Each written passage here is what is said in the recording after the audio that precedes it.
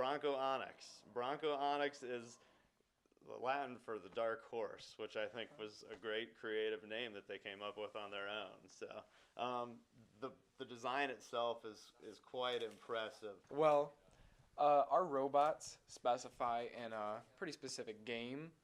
So our whole goal was to move these cones and stack these cones on top of them. At first we had, the drivetrain was pretty much the same, but this was just an arm that rotated back and forth, and it was actually, the kit comes with a claw. It's called a clawback claw, and we just kind of had it slapped on there.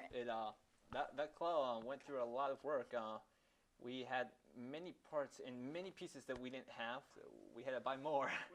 And after like a nice couple, probably like 30 or 40 hours of just working on this claw alone, we eventually got it to work. It's pretty much an erector set on steroids, basically. It's got electrical motors. It's got what they call a brain, where you control it with a USB dongle that wirelessly communicates with a controller.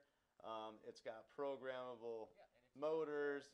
And the programming is basically the robot is useless without programming. It doesn't know what to do. So you have to program it on tell each motor what to do, when to do it. Parts of it were easy, like the general frame. The thing came with a few screws, and that's the main way you put it together, a few push pins. But once you get into the wiring and the actual mechanical parts, like the gear ratios and all that kind of stuff, it did get somewhat difficult. We just had to keep building it and rebuilding it until it eventually functioned the way we wanted it to work.